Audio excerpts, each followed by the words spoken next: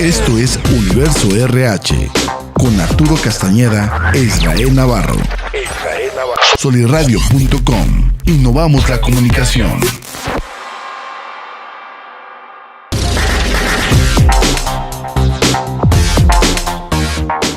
Muy bien, ¿cómo están? Mucho gusto aquí.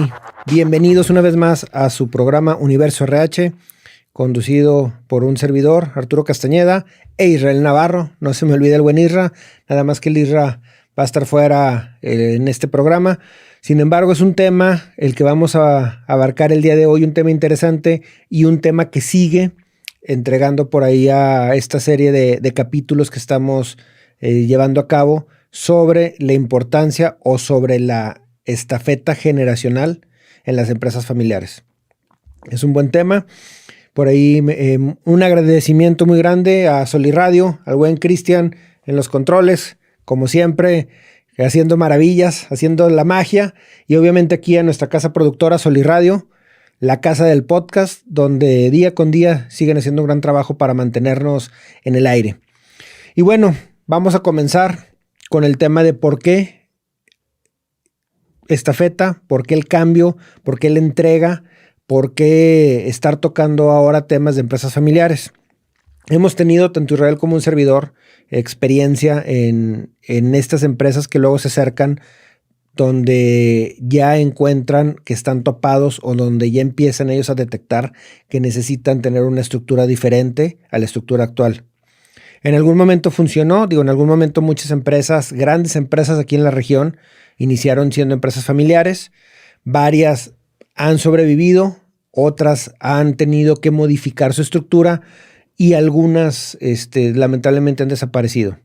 Sin embargo, aquí lo más importante es que aprovechemos toda esa experiencia y todos esos estudios que hay alrededor para poder precisamente hacer que nuestra empresa, si es una empresa familiar o si es una empresa pequeña, pero que ya está avanzando, que tenga unas bases sólidas para que pueda estar preparada para el crecimiento que se viene.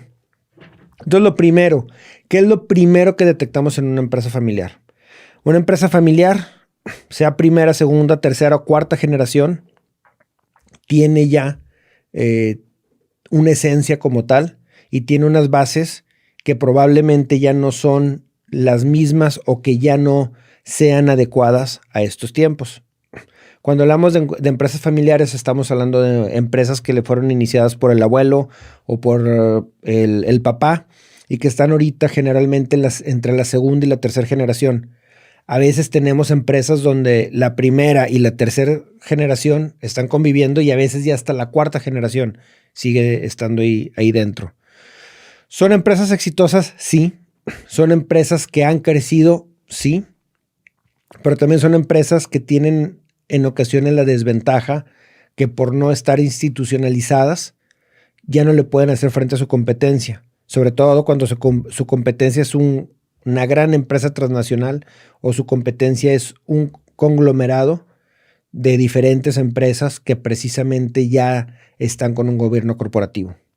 ¿Qué es lo primero? La institucionalización. Institucionalizar significa que se van a sentar las bases para el futuro de una empresa familiar más allá de su primera generación. En otras palabras vamos a poner reglas y vamos a estructurar para que los temas financieros y temas de control sean estándar. Tengan un porqué, tengan un proceso, tengan un para qué y obviamente también tengan un resultado esperado. Entonces, si queremos nosotros migrar de una empresa familiar a una empresa con gobierno corporativo o a una empresa institucional, tenemos que tener claro que lo primero que vamos a tener que hacer es establecer esa cultura y sobre todo en el tema financiero. ¿Dónde nos va a impactar? Nos va a impactar en el tema de gastos y en el tema de activos que no son propios o no son necesarios para la operación de la empresa.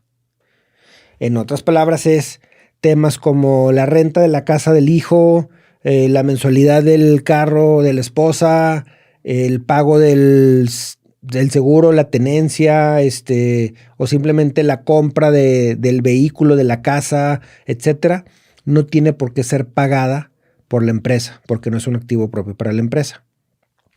¿Qué es lo que sí se puede hacer? Ok, de la ganancia o del salario o de ese pequeño sobre de dinero que va hacia el hijo, hacia la pareja, el esposo o el miembro de familia, ok, ahí puedo yo compensar. Pero no tengo por qué hacer ese activo parte de la compañía, porque no está asignado precisamente para la compañía. Estas son de las decisiones más difíciles, las decisiones financieras. El tema de tener que pagar los servicios, la renta, la mensualidad de algo que no es propiamente para la empresa. Y luego viene la pregunta, oye Arturo, pero al final del día, pues mi hijo, que es el gerente de producción, entonces necesitamos que esté aquí, se lo vamos a pagar. Ok, pero acá en tu política viene que esa prestación es para todos los gerentes, o es exclusiva del gerente de producción, o es exclusiva por ser tu hijo. Y aquí es donde empiezan esas pláticas que a veces son un poquito incómodas. Me queda claro que precisamente el tener un negocio, el tener una empresa, pues obviamente va a pagar los gastos de la familia, eso me queda claro.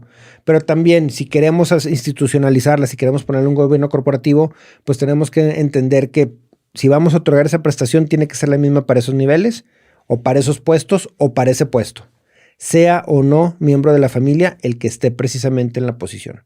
Entonces, bueno, eso es lo primero. Fundamental el tema del gobierno corporativo. ¿Cuál es la función de un gobierno corporativo? ¿Qué es un gobierno corporativo? Básicamente un gobierno corporativo es ese ente que va a tener un objetivo claro de encauzar en un mediano, en un corto y en un largo plazo todos los objetivos e intereses en el bien de la organización o en el bien de la compañía. Esto también significa que va a regular la relación que hay entre la familia y la empresa y va a ser un ente completamente neutro que va a buscar precisamente la solidez financiera y el futuro de la compañía. Cuando digo un ente, me refiero a un consejo, a un grupo, a quienes son los encargados de tomar las decisiones. Y lo van a hacer con una mentalidad de negocio y no con una mentalidad de familia. Datos duros, sabemos que nos gustan los datos y siempre lo hemos platicado aquí. De acuerdo al último análisis que hizo Forbes, el 70% de las empresas familiares no sobreviven más allá de la segunda generación. 70%. 7 de cada 10 empresas no sobreviven a la segunda generación. ¿Qué significa? Significa que le inicia el papá, le pone todos los kilos, todo el esfuerzo, todo el punch, entre el hijo o los hijos, están ellos ahí dentro, pero ya una vez que los hijos se hacen cargo, ya no sobrevive, ya no despega o simplemente termina por apagarse. ¿Qué significa? Significa que caen al llegar a la tercera generación. Los mismos datos nos dicen que el 90% de las empresas que sobrevivieron a la segunda cayeron en la tercera. ¿Por qué cayeron? No hubo comunicación, no hubo delegación de funciones, no hubo unas finanzas sanas y obviamente también hubo muchas situaciones que entorpecen el proceso, donde arbitrariamente decidí meter al primo, al tío, a la mejor amiga, donde arbitrariamente decidí que la compañía iba a pagar por las vacaciones de la familia, la compañía iba a absorber el costo de la casa de uno de los familiares, o la compañía incluso iba a absorber la mala decisión de irnos con un proveedor más caro, nomás porque es parte de la familia, o es conocido del dueño, o es un amigo muy cercano. Entonces, ¿qué significa? Significa que si queremos que nuestra organización crezca, que nuestro pequeño negocio que ahorita ya está sólido, siga creciendo, o simplemente queremos que sobreviva el esfuerzo de la familia, tenemos que forzosamente institucionalizarnos y crear un gobierno corporativo. La ausencia de documentación formal en una empresa provoca caos en cualquier empresa, sea familiar o sea iniciativa privada. La única diferencia es que una empresa de la iniciativa privada tiene por prioridad procedimientos, procesos y documentos. Y una empresa familiar tiene por prioridad otra. O que siga vivo el negocio, o generar más riqueza, o simplemente sobrevivir. Más no lo es la documentación, los procesos y procedimientos. Y en una empresa privada se respetan esos documentos y se respetan las decisiones que se toman en consenso basadas en esos procedimientos. Y en una empresa familiar generalmente es lo sigues o lo sigues cuando te conviene o simplemente yo dije que va a pasar esto y así va a ser y se acabó. Tenemos que entender que para que nuestra empresa, el fruto de nuestro trabajo sobreviva a nuestros hijos y a los hijos de nuestros hijos, tenemos que estructurarla desde un inicio y tenemos que ser fríos en las decisiones que tomamos. Esas decisiones son en base a el negocio. ¿Qué temas debe de tocarse? Las políticas, las reglas, un reglamento que aplique para todos, un reglamento interno, que aparte que te lo requiere la ley, que sea un documento vivo. Los procedimientos y manuales de nuestro día a día de todos los departamentos y obviamente también las metas y objetivos, donde una de las metas sea la rentabilidad del negocio y el desarrollo de la empresa como una empresa sólida, como una empresa transparente y como una empresa no familiar, sino como una empresa con miras a seguir creciendo. Algo también importante es, tenemos que tener una certeza y una claridad en los departamentos que son clave, como el departamento de crédito y cobranza, el departamento de compras, el departamento de inventarios o de logística o de almacenes y obviamente también el departamento de recursos humanos. ¿A qué me refiero? Me refiero a que no podemos estar con temas familiares en estas áreas. Son áreas críticas, son las áreas esenciales de una compañía, todas lo son, pero estas áreas críticas son con las que inician muchos procesos. Si desde un inicio tu proceso viene mal, tu resultado va a ser pésimo.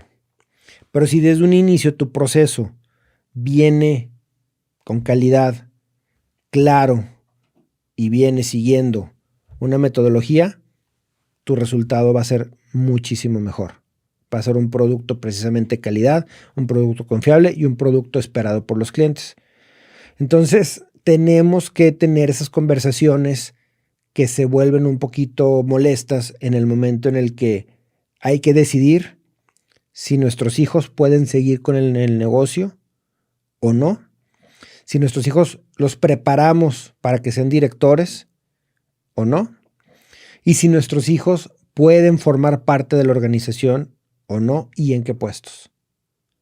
Tenemos que tener eso claro y tenemos también que aceptar que en algún momento tal vez nuestros hijos ya no despegaron más allá o ya no les interesó o simplemente no era lo que ellos están buscando y probablemente haya que tomar esa decisión de dejarlos ir o la otra es de simplemente entender que ellos no están listos para continuar en la organización.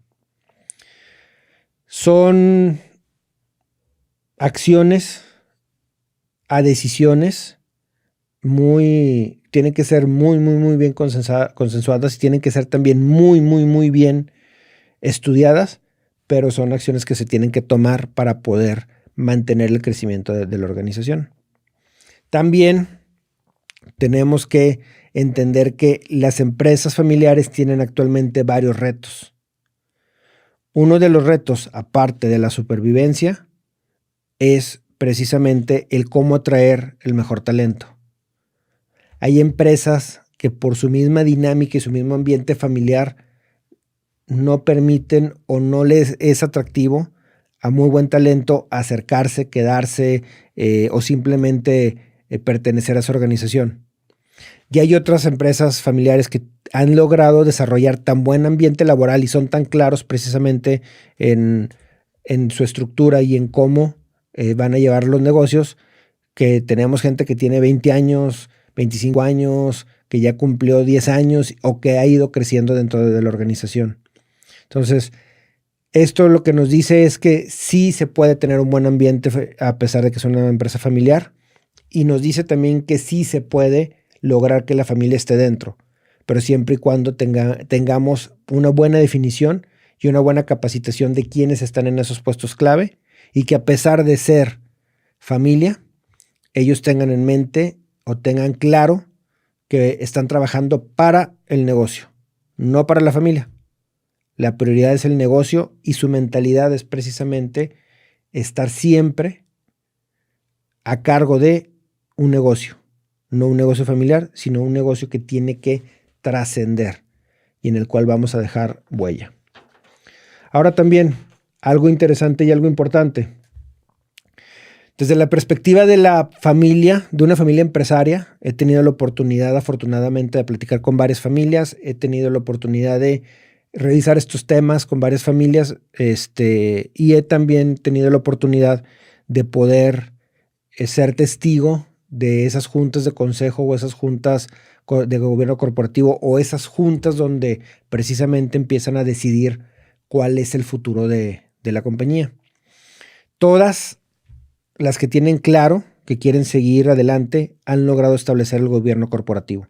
La figura del gobierno corporativo, que es básicamente, puede ser un consejo familiar, no necesariamente tiene que ser conformado precisamente por externos o por miembros que no sean familia, puede ser completamente un consejo familiar, pero tiene que tener claro que esa misma diversidad familiar le va a ayudar también a que, si son de diferentes generaciones y si tienen diferentes habilidades, pueda también ser efectivo. Algo importante también es que tenemos que buscar la manera en hacer o en generarles la mentalidad emprendedora a las siguientes generaciones. Si queremos que nuestra empresa siga en manos de la familia y siga manejándose de una manera familiar, tenemos que buscar que ellos tengan esa mentalidad emprendedora. No es lo mismo lo que sufrió tu abuelo, lo que hizo, cómo lo hizo, las decisiones que tuvo que tomar y el ambiente que tenía cuando él creó la empresa, haga que tú llegues y esté todo formado. Ya tienen historia, ya tienen edificio, ya tienen valores, ya tienen incluso ciertos procesos y procedimientos. Ya te toca llegar prácticamente a la parte fácil. Y lo malo de esto es que cuando llegas a la parte fácil, pues tu cerebro, tus ganas, tu ímpetu suele quedarse estancado. Entonces, si queremos que las siguientes generaciones se enganchen con nuestra empresa familiar, tenemos que crearles una mentalidad emprendedora. ¿Para qué?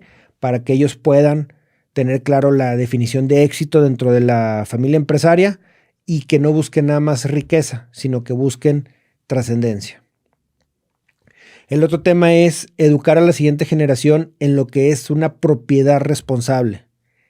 ¿Qué es una propiedad responsable? El concepto de propiedad responsable es básicamente pasar mi mentalidad de negocios familiares a una mentalidad inversora centrada en una administración del patrimonio familiar.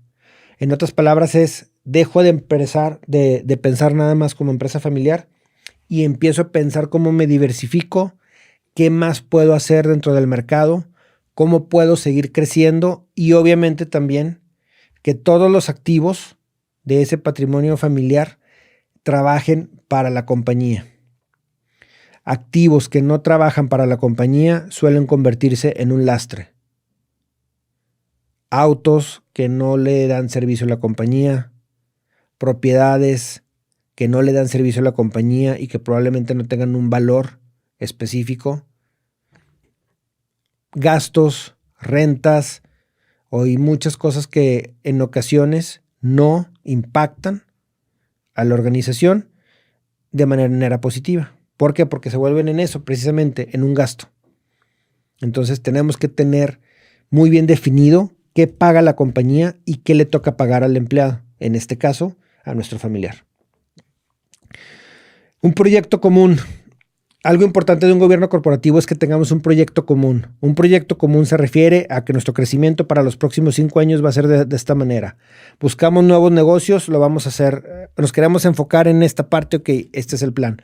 Tener ese plan, tener esa comunicación como tal y asegurarnos que nuestra mentalidad no es de dueños, sino es una mentalidad de accionistas.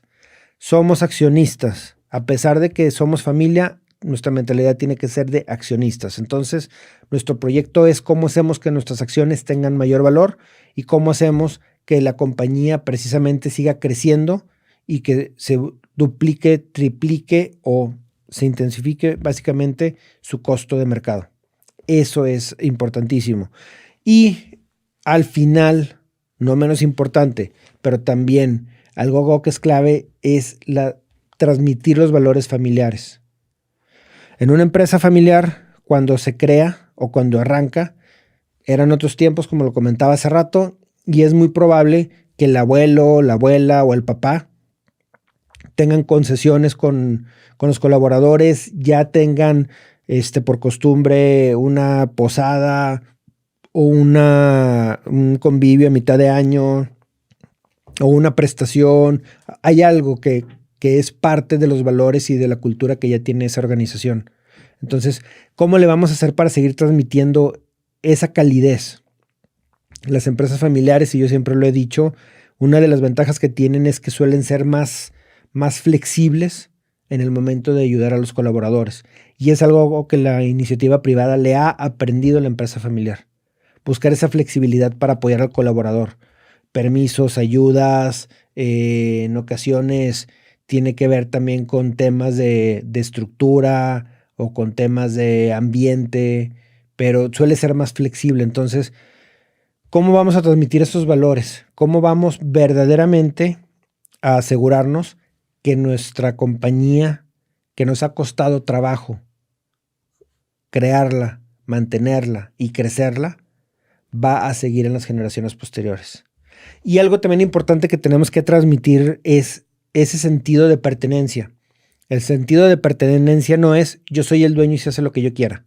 El sentido de pertenencia es estas decisiones o estos miembros de la familia no me están aportando o no me están llevando a que se mantenga. ¿Qué voy a hacer yo para asegurarme que siga creciendo en mi empresa?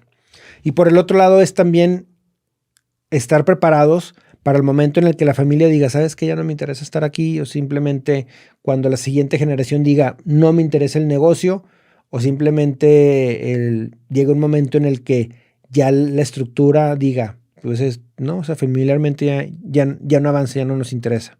Ok, ¿qué voy a hacer? ¿De qué se trata? ¿Cuál es el plan?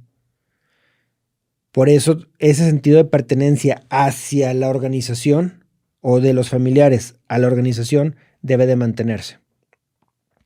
Yo sé que son mucha información, sé que el tema es amplio y como lo vimos en el capítulo anterior, vamos a estar platicando precisamente con emprendedores, emprendedoras de laguneros, laguneras que están pasando por esa transición o que ya lo hicieron de una manera eficiente o que simplemente ya lo intentaron y no ha funcionado, para poder entregarles la experiencia para que ustedes también de primera mano puedan escuchar los casos de éxito y aprender de ellos. Y obviamente también, lo más importante, que tengamos suficiente información para empezar a tomar esas decisiones. Recordemos que toda empresa tiene un propósito y uno de los propósitos de esa empresa es sobrevivir y trascender y buscar ser de las mejores ambientes para sus colaboradores. Me despido. Eso es toda mi participación por el día de hoy. Cuídense y nos vemos pronto. Gracias.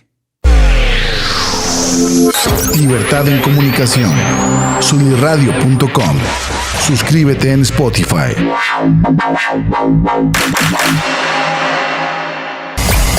Emisión de vanguardia. Sunirradio.com. Suscríbete en Spotify. Sintoniza tus ideas. Sunirradio.com. Suscríbete en Spotify.